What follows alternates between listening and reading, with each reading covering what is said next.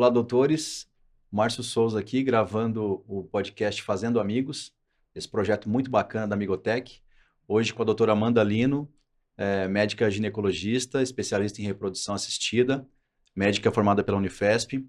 Erivelto Laureano, muito obrigado pela presença de vocês. O Erivelto é um consultor latino, o maior consultor do mercado de reprodução latino-americana. Obrigado. É muito legal estar aqui, é surreal estar aqui com vocês dois para a gente falar sobre mercado, carreira, medicina e alguns pontos-chave na carreira médica que pode doer bastante no bolso, né, doutora? Bastante. Então assim, o Fazendo Amigos é um projeto da Amigotech, que é uma empresa de soluções para médicos, e eles têm uma grande preocupação principalmente nessa parte delicada da carreira, porque assim, a gente sabe que sem dinheiro nada funciona. E o médico não tem essa preparação, né? A ideia da Amigotech é democratizar esses temas, será uma série bem grande de gravações sobre o tema, para que o médico tenha acesso a quem vivencia isso, com especialistas também, como é o caso do Erivelto, que vai falar um pouco de mercado da reprodução para a gente, algo específico, mas que interessa essa movimentação que está acontecendo em outras especialidades também. Enfim, doutor, eu já começo com essa pergunta, que eu acho que é uma pergunta-chave, que é a residência é uma escolha, qual é o momento do ponto de carreira, do planejamento de carreira, como foi no seu caso especificamente? Conta aí para os seus colegas. Eu acho que essa é a pergunta de $1 milhão, assim, né? Em que momento começa o planejamento de carreira do médico? Eu acho que se a gente for pensar de forma bem conceitual, assim, teoricamente, deveria começar quando você escolheu ser médico. Mas a maioria das pessoas tem uma escolha bem romantizada, eu acho, né? Da profissão em si. Então, eu acho que esse raciocínio de mercado e de como vai ser a minha carreira, como vai ser a minha inserção, vem muito nesse momento da escolha da residência. Então, eu acho que é o primeiro momento que você, de fato, se depara. Peraí, não é só eu quero ajudar pessoas, eu escolhi isso por vocação e por amor, eu preciso pensar um pouco como vai ser a minha vida, como vai ser a minha carreira, como vão ser os próximos passos a partir daqui. Então, pelo menos na minha visão, esse momento mesmo definidor, assim, é a escolha da especialidade. Eu acho que isso diz muito sobre você e isso diz muito sobre o futuro, assim. Então, eu vejo a escolha da residência como um marco mesmo nesse início do planejamento de carreira. E se não foi, deveria ser, sabe? No meu caso, especificamente, né, como ginecologista, a minha história é um pouco diferente. Casa de Ferreira, espeto de pau. É assim que funcionou por aqui. Porque quando eu entrei, né, para fazer medicina, eu tinha muito aquela visão romantizada, sempre quis trabalhar no consultório, sempre quis muito clinicar, vínculo com o paciente, isso eu já sabia que vinha muito de mim. E eu era muito julgadora com a GO. Então eu falava assim, ginecologia? Imagina, parteira, jamais, obstetra? Nunca. Eu vou fazer reumatologia, nefrologia, gosto muito de estudar, gosto muito de aprender. Eu sempre fui para essas áreas bem clínicas, assim, fiz liga de todas as coisas. E a gineco surgiu na minha vida já com a reprodução. Então, assim, eu me apaixonei pela reprodução assistida e fiz GO para fazer reprodução. Então, foi um caminho um pouco inverso. E foi zero motivado pelo mercado de trabalho. Foi a visão totalmente romantizada do estudante de medicina, assim. Então, não recomendo, mas foi assim que aconteceu comigo. Há aquela visão, Erivelto, que você acha dos médicos, principalmente na área da reprodução, de gineco, sobre... Por exemplo, eu estudei administração, né? E a época da formatura, a gente ia vendo o que era mais rentável, o que seria uma carreira de sucesso. A administração voltada para a logística, voltada para o RH, voltada para a publicidade, para o marketing, que a administração é meio ampla. Você vê isso nos médicos da reprodução, assim, que eles escolheram, como no caso da doutora, era praticamente uma vocação, né? Ela tinha aquilo, ou alguns veem como mercado mesmo? Como está essa percepção? Veja, algumas especialidades necessitam de que você já tenha um título anterior. No caso específico aqui de reprodução assistida, você só se habilita a essa especialidade a partir de uma prévia especialização em ginecologia, por exemplo, e urologia. São as duas especialidades que te permite avançar para uma reprodução assistida. Então, existe uma qualificação prévia.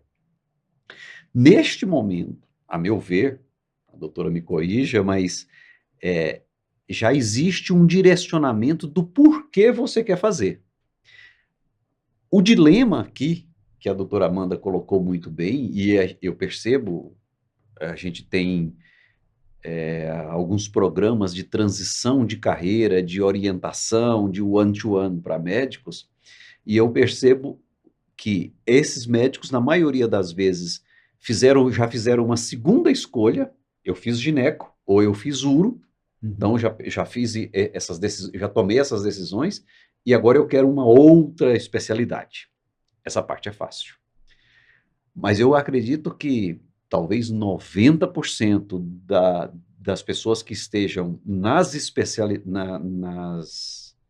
residências, elas não fizeram uma análise de mercado, de carreira. Elas tiveram escolhas motivadas, talvez, como foi o seu caso, por romantismo, talvez porque a família, meu pai, minha mãe, meu irmão, eu faço parte de um grupo, tem muitos médicos na minha família, eu já tenho parentes que têm clínicas. Então, possivelmente, ele vê as facilidades. Faz sentido? Totalmente. Então, eu acho que aqui nós temos uma massa de estudantes terminando aí o ciclo de formação, um determinado ciclo de formação, e se encaixando escolhendo as residências não de maneira planejada. Exatamente. Chegou na palavra. Exatamente. Planejada. E aí o dilema inicial desse bate-papo para milhões de pessoas, ou talvez milhares de profissionais nesse momento aonde começa o planejamento da carreira? É na escolha da residência? Ou, porque não, para fazer a escolha da residência não tem vaga sobrando para todo mundo, tem? Não tem, mas tá difícil mesmo. E tem muita gente que comete alguns equívocos. Eu quero fazer imagem. Eu quero fazer anestesia. Eu quero fazer aquilo. Eu acho que teria um podcast só para, assim, qual é o ponto de começar o planejamento? Será que, para onde nós temos que antecipar a discussão ou postergar? Isso que você trouxe é muito legal, porque, assim, eu acho que vem antes até de uma análise de mercado. Não existe uma análise de trabalho. Então, o que eu encontro muito, né, por estar um pouco nesse universo dos residentes, o que eu sinto com eles é aquela escolha. Adoro anestesia. Adorei na faculdade meu estágio de anestesia, ou me inspirei muito em um professor. Existe muito essa escolha por essa proximidade, sabe? Vou prestar anestesia. E aí, quando você conversa com esse profissional durante a residência, ou mesmo depois do término da residência, ele vira para você e fala: eu detesto trabalhar em hospital, eu não gosto de trabalhar à noite, ou eu não lido bem com essa questão de disponibilidade. Mas peraí, isso é anestesia. Isso é ser anestesista. Então, não veio antes, faltou análise de mercado e faltou análise da rotina daquele trabalho. O que você vai fazer? Você não vai ficar em casa estudando anestesia, entende? Sim. Então, assim, é uma decisão pouco consciente, pouco planejada. Então, o mercado ainda está lá na frente. Ele vai pensar no mercado de trabalho, às vezes, depois da residência, da sub, do mestrado, do doutorado, ele fala: acho que eu vou começar aqui Agora a me inserir. Exato. Então, falta um planejamento até de entender a rotina daqueles profissionais, de entender como é que funciona o dia a dia. Eu acho que o planejamento começa aí, nessa escolha, sem dúvida. Eu ousaria dizer, se eu não tenho números para isso, mas quase a maioria das escolhas da residência, e nós estamos falando da residência, ela está pautada por razões emocionais, nunca racionais. Mas a maioria desses profissionais, eu já vou chamar de profissionais, eles fazem escolhas baseadas nas suas percepções. Eu gosto disso, não gosto daquilo. Exato. Mercado zero. Eu tenho pessoas nessa área, eu não tenho pessoas nessa área. Eu vou ter facilidade ou não vou ter facilidade. Essas escolhas, elas são emocionais, baseado em zona de conforto. Exatamente. zona de conforto é uma palavra que não combina muito com o mercado, né? Na mesma frase, eu acho que ela não dá, né? Sim, porque a partir do momento que você vai fazer uma escolha racional, você tem que sair da sua zona de conforto. Eu quero ser ginecologista. Tá, e aqui eu já tenho variáveis. Eu quero ser uma ginecologista para fazer um tipo de medicina e de cuidado preventivo. Eu quero trabalhar com pré-natal, com a maternidade de uma maneira geral, cirurgia. Eu gosto do assistencialismo, então eu quero ficar na rede pública, e tem gente que gosta, né? Não, eu quero trabalhar num nível de pacientes mais elevados, eu adoraria estar numa comunidade, entende? Eu quero ir para o Amazonas, não é racional. Quase 100% aí, ó, falando aqui, ó, quase 100% das decisões da escolha de residência não é racional, é emocional. E isso gera uma série de consequências, né, doutor? Como é que foi para você quando você constatou essa sentença que o Erivelto deu para nós agora? Como é que foi para você? Eu tive sorte. Eu sou uma pessoa sortuda. Então, assim, a minha... Ou preparo. Você também um pouquinho. Então, a minha intuição, digamos assim, ela foi planejada em conjunto com o que eu queria da minha vida. Então, isso eu falo muito para os residentes, isso eu falo muito para os colegas, assim, o que você quer da sua vida, além do que você quer do seu trabalho, né? A gente, como médico, tem muito essa questão de ter dificuldade de olhar para a vida além, não só médicos, acho que todos hoje em dia, né? Mas de olhar para a vida além do trabalho. Então, assim, eu tinha muito claro na minha cabeça como eu queria a minha vida. E isso pautou muito as minhas decisões. Então, eu sabia o tipo de medicina que eu queria exercer, eu sabia o tipo de experiência que eu queria oferecer para o meu paciente, eu sabia que eu não gostava de trabalhar de noite. Amanda, mas você vai fazer GO? Sim, eu planejei que por um tempo limitado eu teria essa experiência e que a partir dali eu teria uma rotina diferente. Então, eu sabia que eu não gostava de imprevisibilidade, então obstetrícia não caberia na minha vida a longo prazo. Então, eu realmente planejei as etapas e eu acho que isso fez com que as coisas acontecessem mais rápido. Mas eu tinha um plano, literalmente. Então, assim, eu sabia que eu ia fazer ginecologia e obstetrícia, que depois eu faria reprodução, que logo depois eu iniciaria o consultório, que eu daria plantão por X tempo, que eu gostaria de sair do plantão em tal momento, que a obstetrícia caberia na minha vida. Então, o ascendente em virgem, eu acho, fez com que as coisas se encaixassem dessa forma, mas só funcionou porque eu planejei, entende? Entendo. Então, assim, eu acho que ir seguindo o piloto automático traz muita frustração. E é isso que eu vejo de muitos colegas, frustrados com a realidade, porque não planejaram isso lá atrás. Então, eu acho que entender o que você quer da sua vida nessa escolha e começar a traçar, de fato, um plano para isso faz toda a diferença. Ah, bacana. E você citou aí o plantão. Eu queria entrar nessa seara agora. Eu vejo... Por também conviver com muitos médicos, enfim, a gente falando sobre gestão, muitos ficam um pouco frustrados também quando recebem um contra-cheque, né? Alguns, pela primeira vez na vida, estão recebendo algum tipo de pagamento oficial, né? Algum recebimento, enfim. Como é que fica essa questão? Como é que foi para você essa questão de lidar com contabilidade, com impostos? Porque é um agente definitivo e permanente na vida do médico. Ele vai ter que ter um acompanhamento contábil muito atento, muito específico, por causa das regras da medicina. E como é que foi para você esse novo agente, esse novo ator nesse cenário na tua vida? Foi um choque, porque assim, eu não tenho médicos na família, então eu não tinha nenhuma referência. E logo que eu me formei, antes da residência, eu comecei a dar os meus primeiros plantões. E o meu primeiro choque foi... Pensei, vou fazer um currículo e vou pedir emprego, não é assim que você faz? A gente faz um currículo e pede emprego, fazer um LinkedIn. Não, eu descobri que médico pega emprego no WhatsApp. É um WhatsApp escrito assim, grupo 1. Quem quer esse plantão? Eu falei, gente, como assim? Essa pessoa nem me conhece, o que tá acontecendo? E aí era exatamente assim, mande o seu RG, mande o seu CRM e vá lá no plantão. Eu falei, meu Deus, mas o que tá acontecendo? Como assim? E como que você recebe esse plantão? Mande sua conta. Eu falei, mas como assim? A minha conta pessoa física? A conta do meu pai? A conta da... O que tá acontecendo? Então, foi assim, um completo despreparo. E eu tinha essa sensação que em algum momento eu aprenderia, ou na faculdade, ou na residência, como funciona. até que eu descobri que você nunca aprende. Então, o primeiro foi um choque, foi um total despreparo do que fazer, e eu acho que médico tem muito esse perfil de aprender coisa perguntando pro mais velho. Então, Uhum. assim, ei, você que já dá plantão, como é que você faz? Você recebe por onde? Pela sua pessoa física? Você abriu uma PJ? Mas abre como uma PJ? Abre com o quê? Abre sozinho? Abre com alguém? Então, assim, eu não tinha nenhuma ideia. É MEI? Puxa. Exatamente. MEI. Tem que abrir uma O MEI. que é MEI? O que é MEI? Então, assim, a resposta para sua pergunta foi um choque e um completo despreparo. Eu fui aprendendo, batendo cabeça com os mais velhos, pesquisando bastante. E aí, eu falo isso para todo mundo, para os meus alunos, para os meus residentes. Desde o começo, faça certo. Isso foi uma coisa que eu aprendi, assim. Começar errado dá muito trabalho para trocar depois. Aham. Então, nessas experiências de como você faz, várias coisas me chamaram a atenção.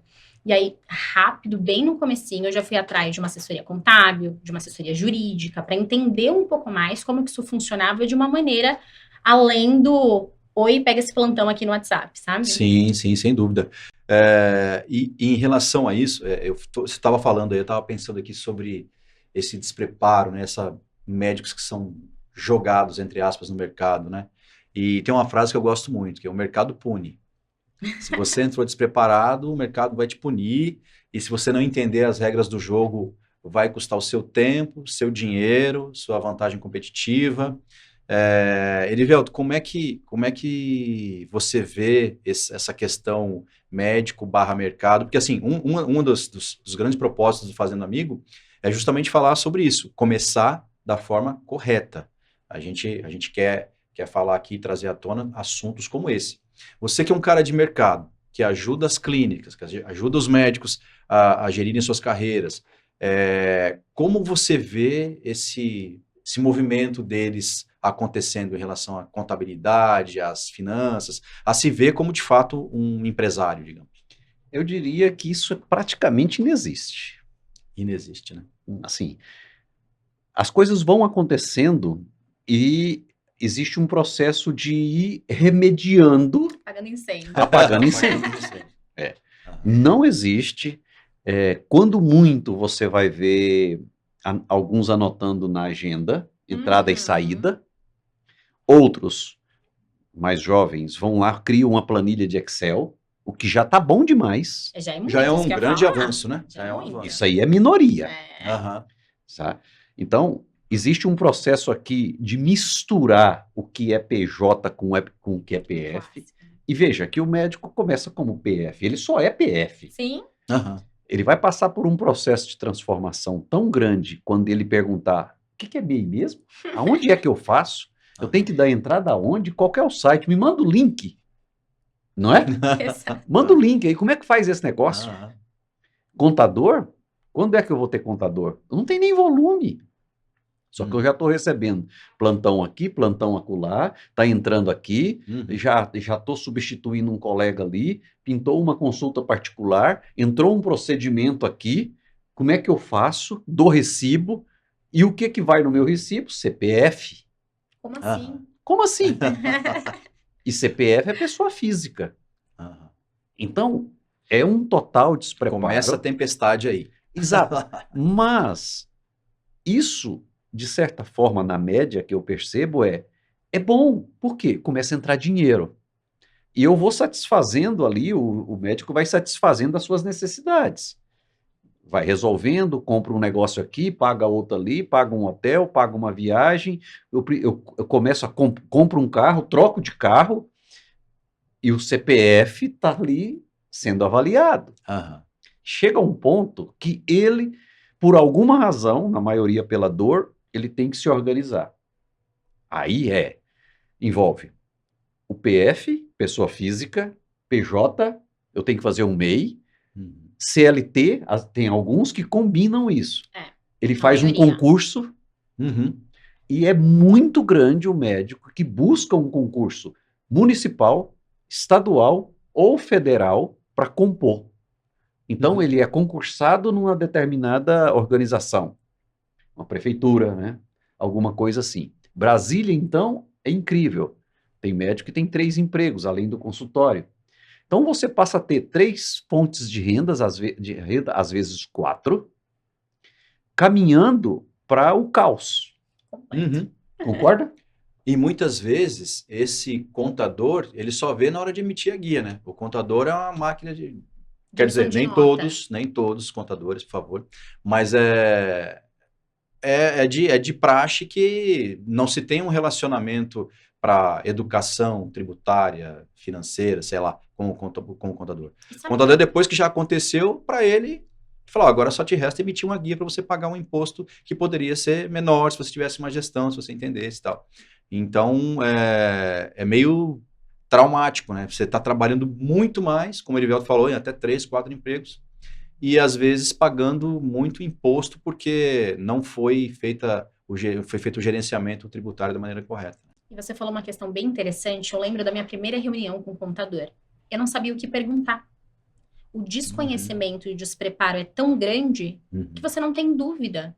Porque você não sabe a dúvida. Você nem tem a dúvida. A única pergunta era, eu tenho que abrir empresa? Qual empresa eu tenho que abrir? É isso. É essa a pergunta. Você não tem substrato para questionar o regime tributário, para questionar se, poxa, você abre uma empresa nesse segmento, você muda o seu KNAI, você não tinha informação, sabe? Então, eu acho que, assim, o buraco é muito lá embaixo na área médica. Quando a gente se insere no mercado de trabalho nessa fase, assim, de recém-formado, é com isso que você se depara. É um mercado tão amador, digamos assim, é tão diferente do universo corporativo, por exemplo, porque eu chegava em casa e falava, pai, você não sabe? Peguei o emprego. Ele falou, como assim, Amanda? Pegou o emprego? Eu falei, peguei o emprego, fui contratada. Ele, mas você foi numa entrevista? Você foi num lugar formal? Não, olha aqui, meu WhatsApp, meu SMS. RG e o CRM. E a mesma coisa com a pejotização, né? Então, vários empregos desses mais iniciais, digamos assim, exigem que o médico entre numa sociedade com uma porcentagem, ou que o médico já tenha uma PJ. Então, você vai muito nadando na maré também. Sim. Eu só posso trabalhar lá se eu entrar nesse modelo, Sim. ou se eu tiver essa PJ. Então, você vai fazendo, assim, quando você vê exatamente essa situação de caos. É interessante que você falou agora, que o nível de complexidade vai aumentando, né? Começamos com um PF no CPF, aí vira uma PJ, agora você já colocou uma sociedade, De várias você colocou empresas. num contrato, agora já virou uma sociedade, você vira sócio de um monte de coisa, você deve se deparar muito com isso nessas clínicas por aí, né, Edvaldo? E assim, tem um dilema aí, e acho que você pode falar bem disso, chega um ponto da sua vida profissional, e eu percebo muito isso, que você está se relacionando com muitos colegas, você está se identificando com muitos colegas, você está na residência, você está terminando a residência, você quer abrir um consultório, vocês começam a ver sinergias entre vocês, cara, nós nascemos um para o outro, tá tudo certo. E você, então, decide criar uma sociedade. Baseada na afinidade pessoal. Você não planeja. Você já não planejou a carreira. Não planejou a carreira. Mas ok, deu certo, você chegou até aqui. Agora, minha colega de plantão, nossa, eu adoro o plantão com você, tudo dá certo, a gente se fala, a gente gosta das mesmas coisas, nós vamos abrir um consultório, uma clínica juntos. E nós vamos fazer isso. E você, aí começa a parte difícil, você põe dinheiro. E dinheiro você pode perder, pode ganhar. Mas a questão é, como é que eu escolho o sócio certo? Porque tem muito fracasso. Aliás, tem um podcast, eu poderia fazer um podcast sobre como escolher os sócios certos. Fica para a agenda. Como é que você escolheu os sócios certos? Olha, primeiro que essa sua frase de eu adoro essa pessoa, a gente compartilha os mesmos interesses, na minha opinião, já é o sócio errado, né? Eu acho que para escolher um sócio, ele tem que ser complementar a você. Então, eu acho que esse é um primeiro ponto. Na minha visão, pelo menos, os valores têm que estar completamente alinhados. Então, assim, é um casamento, né? Sim, Eu falo, sociedade é um casamento. Então, a minha escolha de sócios começou por aí, valores. Então, pessoas com os mesmos valores, os mesmos propósitos. Pessoas com personalidades e atividades complementares. Então, hoje, dentro da clínica, né, a gente está fazendo 2 meses de clínica, então, posso dizer que foi uma das partes mais difíceis da construção da clínica, foi a definição de sociedade. E não só as pessoas. A gente teve um grande desafio, que inicialmente nós começamos com um sócio a mais, você nem sabe disso, que hoje ainda está na clínica. A ideia da clínica era uma sociedade com uma pessoa a mais. um pouco também por isso, afinidade, comprou ideia, mesmos valores, mesmos propósitos. Chegou na consultoria de negócios, chegou com advogado, a gente começou a desenhar o quadro societário e não fazia muito sentido. Essa complementação não tinha muita lógica. Não tinha lógica para os outros e não tinha lógica para ela. Em N sentidos, sentido financeiro, sentido tributário, enfim. E aí mudou a perspectiva da sociedade, mudou a forma de relacionamento dessa pessoa dentro da clínica. Ela continua com a gente, com os mesmos valores, com os mesmos propósitos, mas não mais como sócia. Olha, Então, assim, foi olha só. muito legal, porque senão a gente teria entrado numa dificuldade de É. longo prazo pra gente e pra ela, entende? Então, isso foi muito bacana, assim. Mas eu acho que é isso, pessoas complementares a você e não iguais, com habilidades complementares e perfis complementares, e na minha visão tem que compartilhar os mesmos valores e Sim. propósitos. Eu também Senão não acredito. funciona. você fez plano de negócio. Fiz. Eu ousaria dizer que pouquíssimas pessoas fazem um plano de negócio. Em quaisquer segmentos. Ainda Plano mais de na área da negócio, saúde, né? Principalmente na saúde, assim. É um negócio raro. Até a assessoria jurídica antes, o próprio advogado falava assim, você sabe que se você continuar assim, você não abre, né? Querendo fazer tudo tão certinho antes de abrir, você não vai abrir. Então, foi realmente, eles ficaram surpresos, eles comentaram isso. Na área da saúde, é muito difícil que a gente tenha um planejamento tão, assim, completo antes de abrir um negócio. São Paulo talvez seja o mercado, quer dizer, possivelmente não. São Paulo é o mercado com maior quantidade de médicos e tem áreas no Brasil que têm oportunidades para médicos muito boas. Eu creio que não... que é um dilema também para o jovem médico, início de carreira, escolher o mercado. Aonde eu vou atuar? Hoje, falando na área de reprodução assistida, e muita gente aqui está escutando a gente, não é dessa área, mas usando isso como exemplo, hoje nós temos 5 estados que não têm clínicas. E eu não vejo movimento para ocupar esses estados. Quer dizer, teoricamente, a população está lá, o mercado está disponível, aí, lá tem pacientes férteis, inférteis e assim por diante, mas ninguém se arriscou a ir para lá. Você acha que é zona de conforto também? Para que eu vou para lá que não tem ninguém? Vai ser difícil demais? Vou ficar aqui que está mais fácil. Eu acho que é uma oportunidade, não ter. Pois Também é. acho. Mas não tem. Não tem, né? Não tem planejamento também. Assim, se você não faz um plano de negócio e no plano de negócio você vai encontrar o mercado, você vai assim, tá precisando de alguém lá, eu vou. E vai ficando, encontra pessoas, encontra afinidade, mas não tem um planejamento. Sim. Pode dar certo? Pode. Pode dar errado? Pode. Eu acho que a gente, acompanhando há quase 20 anos essa questão de empreendedorismo médico, mercado e tal, eu vejo que não há essa visão em ocupar espaços. Por mais empreendedor que o médico seja, ele ainda não está nesse ponto de maturidade empresarial, digamos assim. Vamos estudar o mercado lá do, sei lá, Mato Grosso do Sul, em determinada especialidade que não tem ninguém. Eu acho que é a história do sapato lá, né? Do vendedor de sapato. Ninguém usa sapato na cidade, por quê, né? Ou porque ninguém conhece, ou porque ninguém gosta. Então, acho que ele fica achando que é porque ninguém gosta. Não, se ninguém foi, não serei o primeiro a ir. E aí, quando não há um embasamento de um planejamento bem consolidado, e ficam essas dúvidas, aí é um problema. Mas eu vejo também como uma grande oportunidade. De qualquer segmento, é sempre uma oportunidade. Embora aí entra um pouco dessa zona de conforto. Já estou aqui, os colegas são daqui, vai dar uma trabalheira danada, mudar a família e tal. Mas aí é uma questão muito pessoal, né? Aí já sai da parte de planejamento, é pessoal. Exato, porque eu acho também que nem todo médico vai ter esse perfil tão empreendedor. Eu acho que tem espaço, né? Eu brinco que tem espaço para o médico funcionário, que brinco.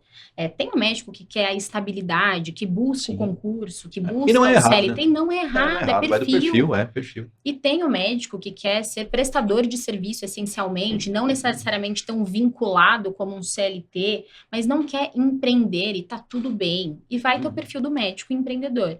Então eu acho que tem espaço, sabe, para todo mundo, mas você tem que saber quem é você, Sim, né? Se você não exatamente. souber quem é você antes, você vai levando ali no piloto automático. Exato. E o que vocês diriam sobre o médico empreendedor, no seu caso agora empreendedora, né? Quando vocês descobrem uma coisa que eu já tenho, o Erivelto já tem, outros profissionais liberais já têm, que é a gente é que tem que fazer o nosso salário. Né? Nós somos nossos patrões, nós somos nossos melhores funcionários. E como é que foi para você saber que o valor de uma consulta, né, não é o valor do seu salário? Isso é muito engraçado, porque isso começa com um plantão. Aham, Isso começa lá atrás. Antes da lá consulta, isso atrás. começa com plantão. Aham. Porque a gente é muito. O médico, ele passa a criar uma moeda de plantão. Então, você vive no raciocínio do plantão. Oh, que interessante essa moeda. É muito interessante isso, porque você Aham. fala assim: eu preciso viajar, 10 plantões. Eu preciso trocar de carro, 15 plantões. Eu preciso. Entende? Entendo. O raciocínio do médico vira nessa moeda. E o plantão é aquilo: você foi trabalhar X horas, ganhou X valor. Um valor limpo, digamos assim, que o médico fala, né? Aham. Quando você vai para o consultório, isso é um pouco diferente. Embora já esteja errado desde o começo, porque não é limpo. Você se deslocou, você comeu. Sim. Quando você faz essa conta, às vezes você até pagou para trabalhar e você não sabe. Mas a gente deixa essa parte para lá. Quando você vai para o consultório, o médico tende a ter o mesmo raciocínio. Então, uma consulta, um plantão. Só que agora, ao invés de pensar no plantão, eu penso em consulta. Uhum. Mas você esquece que você pagou o marketing para captar esse paciente. Você esquece a taxa de cartão que seu paciente te pagou. Você esquece o imposto que você tem que pagar, porque muitos não pagavam no plantão. Então, é difícil. Por isso que eu falo que tem que começar certo. Então, é difícil você converter essa mentalidade. Os insumos você não conta, o café que seu paciente tomou, o papel da papelaria que você gastou. Então, assim. A secretária, a hora da secretária. Exatamente. Então, ele só pensa no. Fiz 10 consultas de R$ 400, ganhei R$ 4.000, vou pagar meu cartão de crédito de R$ 4.000, que é a mistura da pessoa física. E você esquece que o seu salário, na verdade, tá lá atrás. Depois você descontou tudo isso, reinvestiu e aí talvez você se pagou. Então, é engraçado ver essa mentalidade, assim. Uhum. E Erivelto, como é que é nas clínicas na onde você passou? Como é que era esse caminho do médico até chegar no salário dele?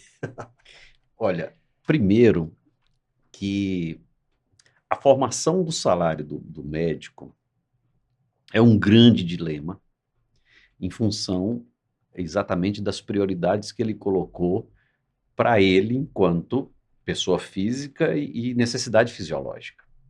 Gostei do que a Amanda colocou, que o plantão como moeda de valor. Quantos plantões eu preciso dar para chegar ou fazer alguma coisa? Isso é espetacular.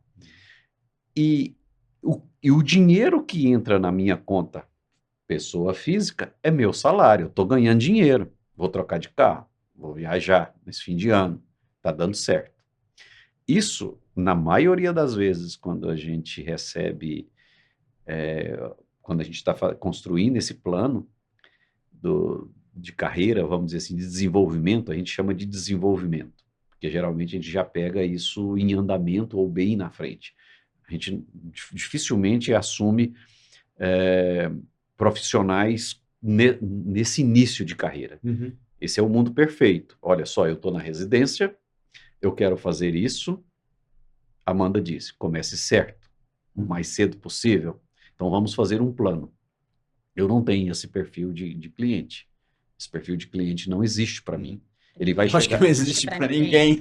Não existe para ninguém. Ele vai chegar completamente enrolado, com um objetivo claro, e na maioria das vezes esse objetivo também é levado por razões emocionais e não são as razões racionais, porque o meu colega está se dando bem nessa área, meu colega fez um curso e agora ele ajustou o preço das consultas, sabe? Então, eu estou sempre olhando sinais à minha volta. Não, isso não é racional. Isso é completamente emocional. E ele está completamente enrolado com a questão do salário, quanto ele está ganhando, e ele precisa, de alguma forma, é erro, eu sei, mas ele precisa de sinais de sucesso também como parte do mix de comunicação com o público dele. Vai ser para ser, né? Exato. Ele precisa aparecer. Ah. E aonde ele vai buscar o recurso? Nas fontes que ele tem. E aí ele misturou fonte, receita e despesa, impostos. Impostos não é dele, ele tem que recolher. Então, isso é um grande problema. Absolutamente um grande problema. Eu já ouvi de médicos falando sobre, enfim, consultoria, conversas e tal. Falou, cara, tem o meu colega, a gente tem uma carreira crescendo em paralelo, assim, desde não sei quando. Pô, o cara vai em 3 congressos por ano, eu não tenho dinheiro para ir em um. Como é que ele faz? Por que esse cara chegou nesse nível e eu não, né? Aí você vai fazendo essas perguntas sobre como estão as finanças. Às vezes não tem um sistema de gestão eficiente, não há uma fé. Hoje em dia a gente tem ferramentas excepcionais, né? Com a própria Amigotech, que fazem todo o controle financeiro, contábil, enfim. E você vê que ele não utiliza, subestimam ferramentas digitais porque dá trabalho, porque foge do aspecto da zona de conforto dele, daquele universo técnico, né, da medicina, se nega a fazer isso e uma hora a conta chega, né? Uma hora é o mercado que vai punir, fala, olha, tá aqui a conta dos impostos, porque você não declarou, né? Você não lançou da maneira correta, enfim. Antigamente eu acho que até, era tudo manual, muito complicado, mas hoje em dia já não tem mais desculpa para você. Você não pode, o médico não pode ser pego de surpresa por impostos, por exemplo, assim, né? Ou até uma outra coisa que é bem interessante, que os médicos não dão a devida atenção, é o termo de recursos humanos. Eu sou da época ainda do departamento pessoal, mas isso é outra história. Mas o RH, o recurso humano, a secretária, a faturista, a manobrista, a recepcionista, são recursos humanos, eles têm que ser bem aproveitados. E os ser bem aproveitados, às vezes, eles confundem em ser explorados ao máximo. Não é isso que a gente está falando. A gente tem que otimizar esses recursos e fazer com que as pessoas tenham ferramentas adequadas para poder desenvolver o trabalho delas bem feito. Então, isso das ferramentas digitais de apoio, porque até agora a gente estava falando desse caos que é e tal, mas há como sair disso. A gente está aqui com esse projeto Fazendo Amigos justamente para poder democratizar o acesso a esse tipo de informação. Olha, a gente pode ajudar, a gente pode fazer alguma coisa por você, porque você vai perder dinheiro, você vai perder horas de sono, viagens com a família. Se você for contabilizar isso, as perdas de impostos ou o retrabalho ao longo do ano, você vai perder 5, 6 dias por ano, às vezes mais. 5, 6 dias na vida de um médico que vende sua hora de trabalho, seu conhecimento, é muito tempo, né? Eu acho que nada é mais valioso que tempo, nada né? mais, e não volta, e não tem você falou como. uma coisa muito interessante, e isso vem muito da cultura de formação do médico. Você falou da questão das secretárias, e eu vou te dizer que isso é uma coisa que eu trabalho todos os dias na minha mente, porque é automático, tá no subconsciente. E hoje, muito menos, então eu já vejo assim, meu marido tem uns 5, 6 anos de diferença de formação do que eu, muitos anos mais velho. E eu falo como é gritante, assim, a cultura do sofrimento, eu brinco. Então, isso na residência e durante toda a nossa formação é muito forte. Quanto mais você sofre, melhor você é. Então, assim, é uma competição quase de, assim, eu faço 48 horas de plantão seguida. Não, mas na minha época eu fazia 72 horas, não fazia pós-plantão, não dormia, não comia. Isso é vantagem. Isso é uma vantagem. Isso era visto como algo que te vangloriava, entende? Então, o trabalho excessivo, ele é vangloriado no mundo médico. Então, hoje muito menos, mas ainda existe isso. Então, quando você fala de, poxa, confunde um pouco a valorização do profissional com a exploração, isso é cultural, foi assim que ele foi criado, com a exploração. Então, como classe médica, a gente tem muita dificuldade de entender que não precisa ser assim, né? Então, você não existe no plantão um horário que o médico come. Isso não existe. Não? Não, imagina. Se você conseguir comer entre uma coisa e outra, a equipe toda para comer. Tem horário de almoço, tem horário de café, O médico O não médico tem não tem. isso, não tem. Não tem. E se você quiser inserir Poxa. isso, é uma coisa um pouco mal vista. É mal visto. Quer dizer, você acaba sendo, pô, tá Extremamente mal comendo? visto. Na residência, E você quer parar? o residente parar para comer, na minha época, isso não existia. O residente escolher o que ele pede para comer, imagina, quem pede é o chefe. Então, assim, isso é cultural do médico. Então, eu brinco, mesmo quando eu fui abrir o consultório agora, e já passei por várias experiências dentro do empreendedorismo, do mundo corporativo, do CLT, enfim, ainda é difícil na minha cabeça do tipo assim, imagina, mas marcou um paciente às 9, as meninas esperam. Não, Amanda, as meninas não esperam. Tem horário. A pessoa não pode trabalhar 12, 13, 14, 15 horas seguidas. Uhum. Isso pra gente é muito difícil, porque é muito enraizado, é muito normal. Qual o problema? A gente trabalha 72 seguidas, por que a pessoa Pois não é. pode? Tem que parar pra almoçar. Então, assim, é cultural, entende? Aham. Então, existe essa dificuldade mesmo no nosso subconsciente. Isso eu posso dizer até por experiência própria. Aham. Eu costumo dizer que quando o médico vai para montar uma clínica, ele que vira uma PJ e a PJ está acima da pessoa física, eu digo, ó, você montou a tua clínica, Uhum. a prioridade maior é a tua clínica. A tua clínica é o teu patrão. E essa clínica precisa obter resultados. Você é o principal ativo dessa A clínica. gente. Você é o principal agente dessa clínica que vai gerar esses resultados. Mas aí entra a coisa da cultura que você falou. Você não vai conseguir sozinho. Você precisa de um time. Se você quer um time à altura, você precisa investir nesse time. Esse time vai agir, esse time é o reflexo de como você age para a clínica e para com eles. Do jeito que você vai agir com ele vai agir com o paciente. A cultura, né? É a cultura. Então, eu costumo dizer que as organizações têm objetivos, mas as pessoas têm aspirações. O médico tem que traçar essa linha e administrar. Quanto melhor ele administrar isso, melhor os processos fluem e a conta não chega na ponta lá para o paciente pagar. A conta que eu digo é qualquer falha de comunicação, qualquer erro, vai estourar lá no paciente, vai atrapalhar uma outra coisa que eu trago à tona agora, que é a experiência do paciente nessa clínica. E aí, Herivelto, você que fala extremamente bem disso, o que você acha? Cara, assim, o que eu vejo é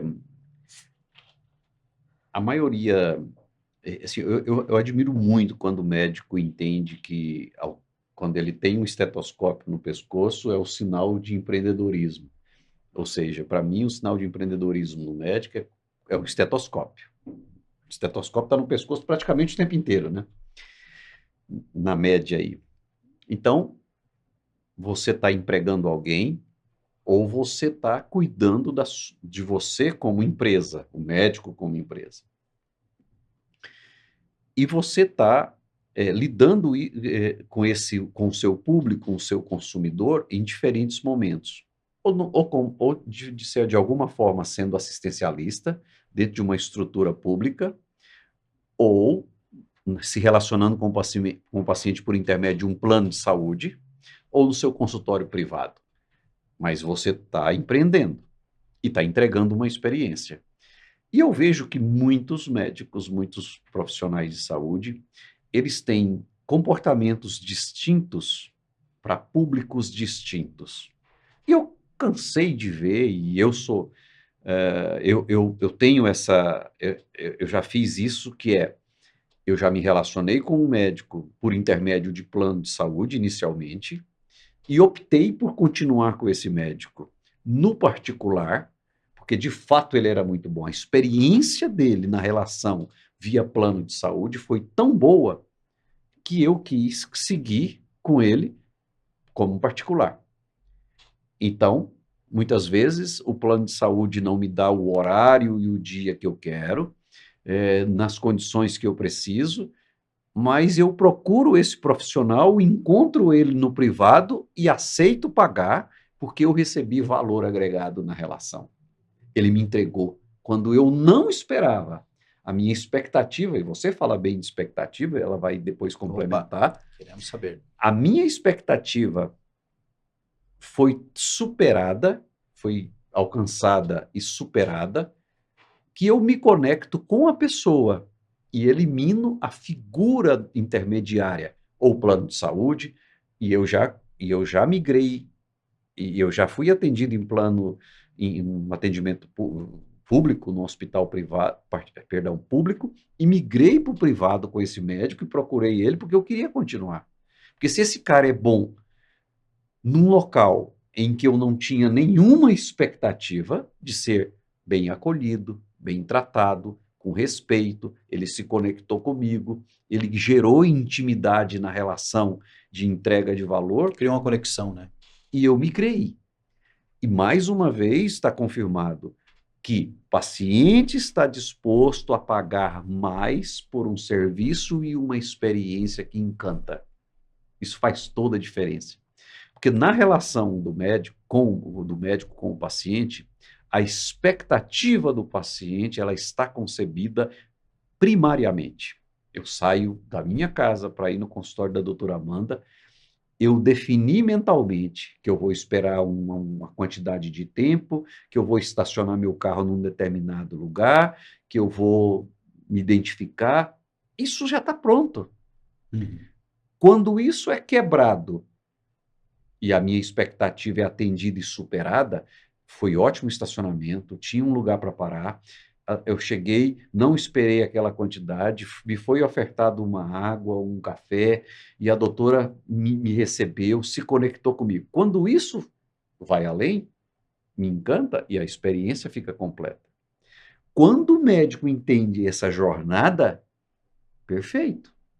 Mas a doutora Amanda fala muito dessa questão de expectativa no plano de negócio dela, isso é parte primordial. Fundamental. Isso que você falou é muito interessante, porque é uma tecla que eu bato todos os dias quando eu tô com os residentes, né? Eu brinco que a gente nunca corta o cordão umbilical, então eu sigo na Unifesp, contribuindo, devolvendo um pouquinho do que aprendi, e eu falo isso sempre para os residentes. O paciente, quando ele saiu da casa dele e atravessou 2 horas para chegar no Hospital São Paulo, ele criou uma expectativa do médico que ele ia encontrar.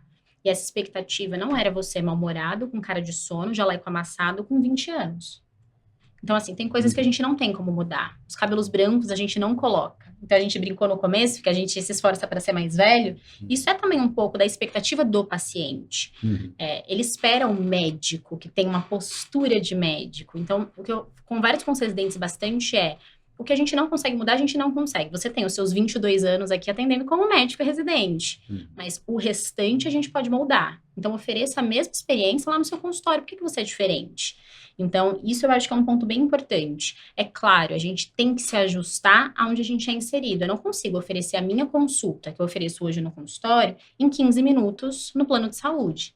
É humanamente impossível, mas eu consigo entregar a mesma conexão, o mesmo acolhimento. Então, o que eu consigo manter, eu mantenho. E o mesmo paciente, por exemplo, isso que você falou é bem interessante, ele já vai no plano de saúde esperando que vai ser uma consulta rápida, que o médico não vai examinar, imagina, nunca foi examinado. O médico mal vai falar com ele, já vai preencher uma guia de exames e vai entregar. Muitas vezes essa é a expectativa. E quando ele chega e é bem atendido, é examinado, é acolhido, o médico olha para ele, conversa, acabou, você conquistou aquele paciente. Por outro lado, quando o paciente chega no seu consultório, que ele já te seguiu nas redes sociais, que ele já viu um pouquinho como é que funciona, que ele já te viu falar, que ele já tá pagando uma consulta mais cara, a expectativa dele tá lá em cima. Então, é muito mais difícil de você encantar esse paciente. Então, eu acho que entender isso também é interessante, porque você tem que mudar alguns pontos da sua experiência para você encantar pessoas em cenários diferentes, sabe? Então, é mais fácil você encantar, infelizmente, porque a expectativa é muito mais baixa, você encantar um paciente no SUS ou você encantar um paciente no convênio, do que você encantar um paciente no universo particular, que está pagando o valor de consulta que na cabeça dele é um valor extremamente alto e já vai com uma expectativa lá em cima. Então, é um desafio. Não existe mais a figura do médico que formou ou que terminou a especialização, coloca um jaleco branco, um estetoscópio no pescoço, e isso garante para ele um sucesso. Isso é suficiente. Hoje, as habilidades desses jovens médicos em formação, que estão em processo de formação, ele vai precisar de habilidades, as chamadas soft skills, ou seja, ele tem que saber se comunicar. O corpo dele precisa transmitir o que ele está falando, sabe? Ele precisa, de fato, entender de gatilhos mentais, se conectar com o paciente. Ele não tem muito tempo para isso. O que a doutora Amanda colocou é muito verdadeiro. Quando eu vou para uma consulta e já sei o nome do médico, eu vou olhar nas redes sociais. Uhum. E se eu não achei ele no Instagram, se eu digitei no Google, se eu não encontrei as imagens dele, tem alguma coisa errada. É. Essa é a Sabe? percepção. Exatamente. Né? Tem alguma Por que coisa esse cara errada. não está aqui? Exato. Porque, primeiro, ele não está aonde eu estou, ele não se comunica comigo nos canais em que eu o utilizo. Uhum. E aí, novamente, do lado do médico, quem é seu público? Como você se comporta para o seu público? Exato. Tem que Eu ter escolhi esse uma especialidade em que o meu público é um público maduro. Eu só vou trabalhar com menopausa, por exemplo. Certos conteúdos que ele pode produzir pode não se conectar com esse público. Com certeza. Sim. E aí é uma questão de quê? Desde o que nós estamos falando desde o princípio, planejamento E posicionamento. e posicionamento. Exato. Faz todo sentido. Então, esse é algo muito complexo. Eu abri um consultório, eu investi no consultório e eu vou atender planos de saúde. Por quê? Não, porque o plano de saúde, ele me dá visibilidade, é tudo verdade. Dentro daquele universo, eu vou captar pacientes e eu vou trabalhar plano de saúde e daqui a um tempo eu vou diminuir, porque eu já tenho massa crítica, eu encantei pessoas, eu tenho seguidores que me procurariam e pagariam pelo meu serviço. Então, eu preparei um público Uhum. para me ouvir e agora eu vou para uma outra parte e esse público vai me seguir e vai pagar por isso. Então, é um plano. É um plano, essa transição. Precisa É. desse planejamento. Perfeito. Aí eu começo a perder dinheiro porque eu não faço corretamente as guias, começo a glosar, eu estou perdendo dinheiro, isso vai ficando de lado, o plano vira vilão, o meu plano foi por água abaixo, execução. Problema. Sim. Gestão. Gestão. Volta de Controle. novo. Controle. Aham. Então veja que eu tenho que ter as hard skills Uhum. e os soft skills, Sim, sem né, dúvida. que já mereceria um outro podcast. Sim. Eu estou anotando aqui, nós vamos voltar ao tema. E aí de soft skills você pode falar muito bem, que ela tem uma capacidade, você vê, comunica bem, Sim. tem clareza de organização do pensamento. Isso faz muito sentido quando você tem que explicar um Com certeza. plano de abordagem, diagnóstico e abordagem terapêutica para um paciente. Ainda mais na reprodução, né? Exato. Que uma das principais dores do paciente é a falta de previsibilidade. Então, primeiro a falta de transparência, é um universo muito diferente do habitual. Eu viro para você e falo, a gente congela embriões. O quê? Você congela bebês, né? Uhum. Então, essa questão da transparência é muito necessária. Previsibilidade, eu acho que é uma dor muito grande do paciente de reprodução. Quais os próximos passos? O que vai acontecer? Exato. Ok, eu fiz isso, mas e aí? E agora? Então, e uma coisa legal que você falou e que eu concordo em gênero, número e grau é posicionamento é muito importante. Quem fala para todo mundo não fala para ninguém.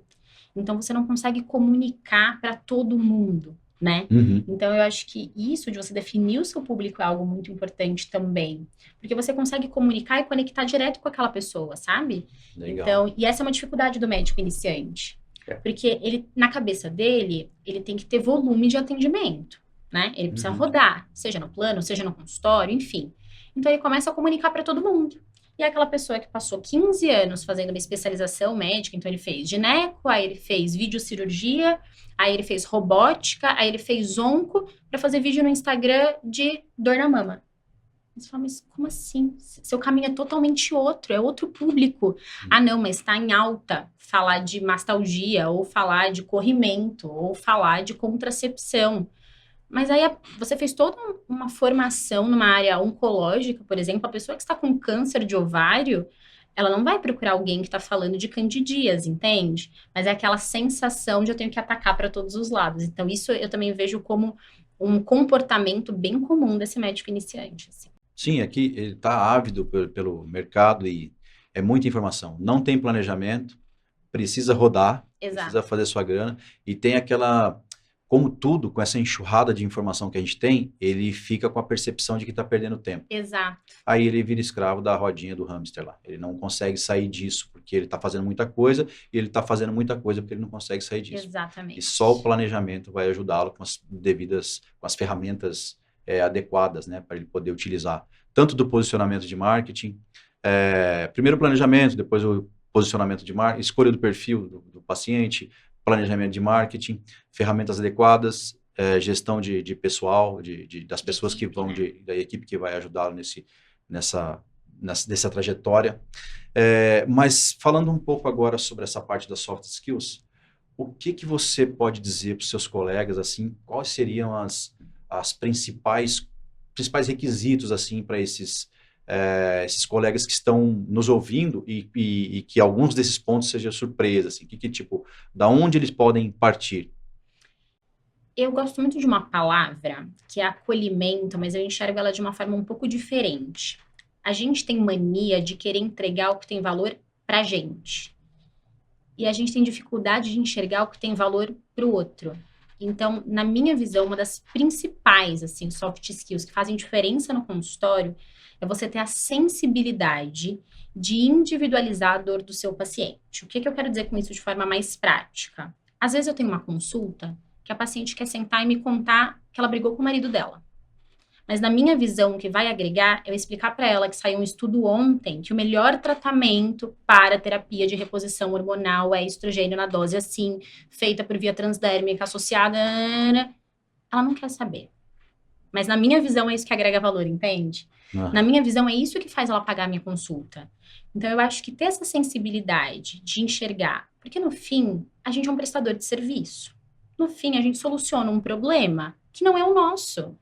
Então, assim, de todas as habilidades, quando eu falo de acolhimento, eu acho que é essa sensibilidade de olhar para quem está na sua frente e individualizar a dor daquela pessoa, sabe? E uma vez que você faz isso, você se conecta. E aí, é claro, vem oratória, vem comunicação, vem abordagem, né? Abordagem, depende, né? Desse paciente. Vem, mas eu acho que parte daí, você colocar a dor do paciente na frente do seu ego um pouquinho, sabe? Bacana, legal. Erivelto, interessante essa parte do ego aí, que o médico tem fama, né? A gente sabe, todo mundo sabe. Poxa, todo mundo aqui sabe. Gosta. Quem não gosta de ser famoso? Quem não gosta, né? Reconhecimento. Você acha que os médicos mais novos estão propensos a seguir esses conselhos da doutora? Como é que está isso na visão de mercado? Como é que são os médicos, o perfil atual? Um percentual muito pequeno vai fazer pela razão. Outros vão ter que fazer pela dor. E a dor vai ser sempre maior. Assim, a gente toma decisão pela dor. A dor nos leva a procurar o médico. E a dor vai fazer com que esses profissionais busquem. Não. Não estão preparados para isso. Eu penso que esse processo todo de desenvolvimento deste médico especificamente, eu acho que teria que ter uma disciplina na formação de planejamento de carreira, mas planejamento de empreendedorismo talvez fosse interessante. Mas o fato de não existir não deveria impedir de buscar, de ir atrás, sim, de prospectar. Cara, e você não precisa comprar curso. Digita no YouTube, segue pessoas, segue ela, segue você, pode me seguir. Sim. Escuta esses podcasts aqui, faça anotações e comece com pequenas mudanças no seu consultório. E vê o que vai funcionando e aquilo que não funciona vai mudando. Então, essa atitude, né? Atitude de buscar proatividade. É muita passividade. Por quê? Assim, existe uma demanda natural por profissionais de saúde, pelo médico de uma maneira geral. Você vai conseguir se conectar, se credenciar num plano. Você vai entrar nos grupos de plantões aí e você vai arrumar. Então, existe. E isso vai acontecer. Esse é o perigo, porque tem tem maneiras de se desenvolver, Uhum. de desenvolver a sua carreira. Desorganizada, mas tem. Sim. Ela vai acontecer. Aham. A questão é, quando você planeja o que você quer ser, aonde você quer estar, fazendo o quê, em que situação, né? Uhum. E buscar essas respostas e trabalhar para isso, muitas vezes é desconfortável. Eu vou ter que fazer um fellow fora. Por exemplo, falar uma língua. Felizmente, muitos que estão terminando residência, porque fizeram no colegial, quando eram adolescentes, Uhum. mas nem todos hoje falam inglês. Isso vai impactar a publicação, fazer um artigo, aprender metodologia de escrever, de pesquisa, começar a seguir médicos, referências em determinadas áreas, provocar, estar com essas pessoas, consumir o seu conteúdo, ir a congressos. Tem médico. É investimento na carreira, né? Claro. É investimento. Limita, né? Limita o Tem médico que pensa, fala, mas aí eu vou ter que deixar o consultório. Falo, cara, você está investindo na tua carreira, você está se qualificando. Assim, se você não vai em um congresso regional da sua especialidade, ou um congresso nacional, ou um congresso internacional por ano, tem alguma coisa errada. Exato. Assim, você não está compromissado com aquilo que você está fazendo.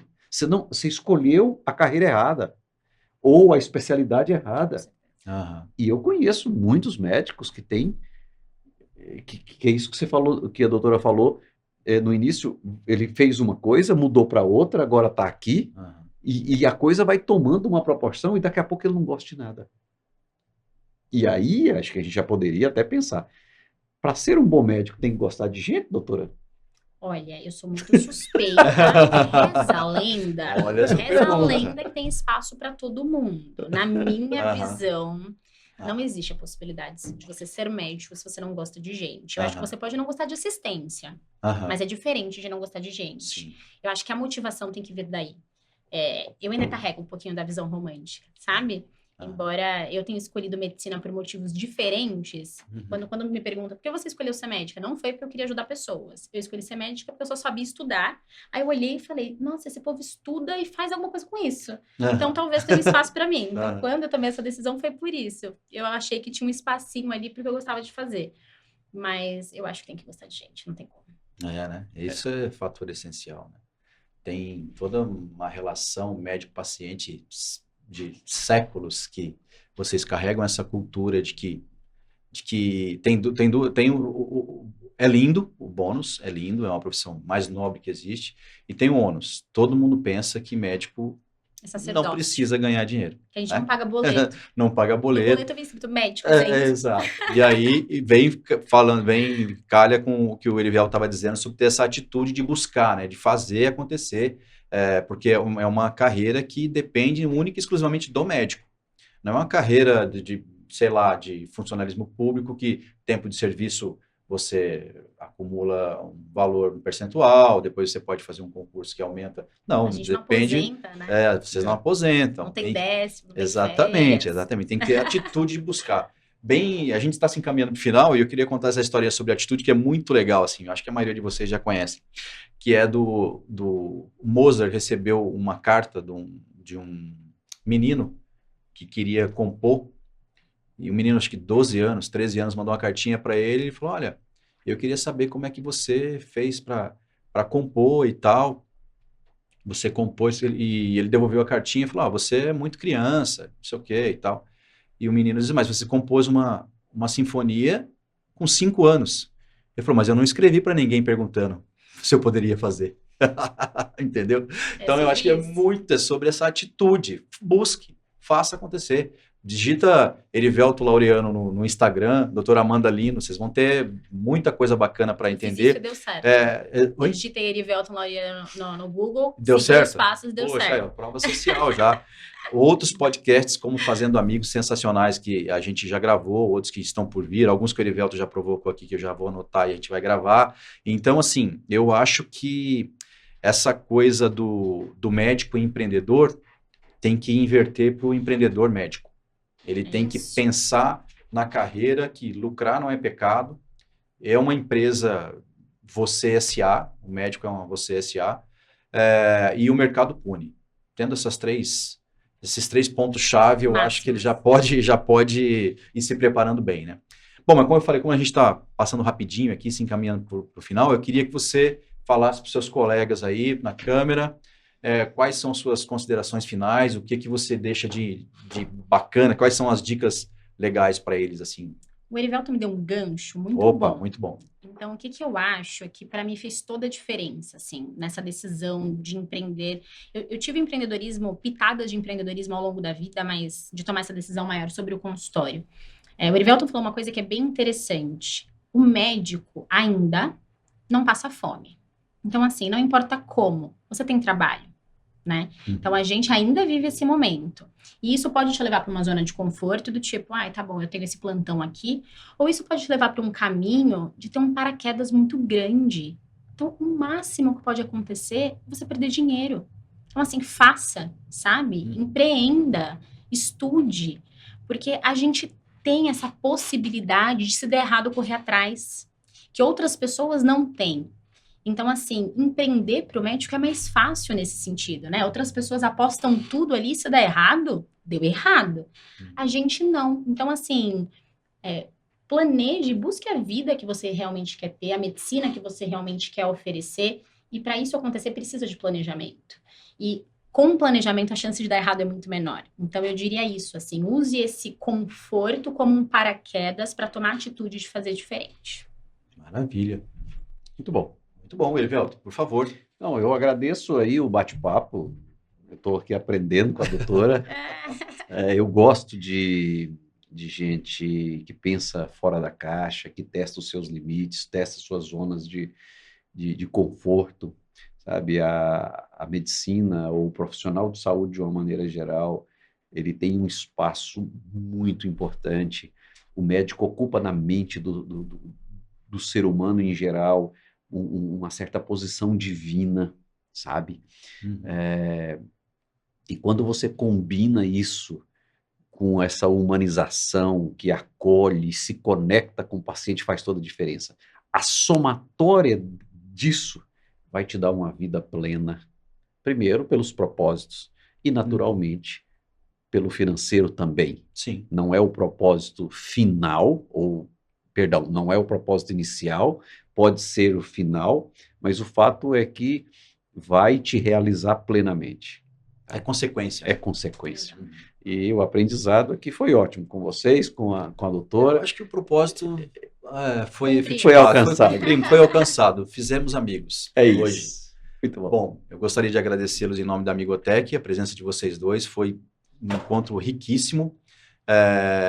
Eu acho que são esses pontos-chave de carreira que, dito por uma médica, para os colegas, trazendo o seu testemunho, eu acho que muitos vão se ver nesse momento e tenho certeza que vai ajudá-los a tomar a decisão correta. Ok? Obrigado. Até mais, pessoal. Até a próxima.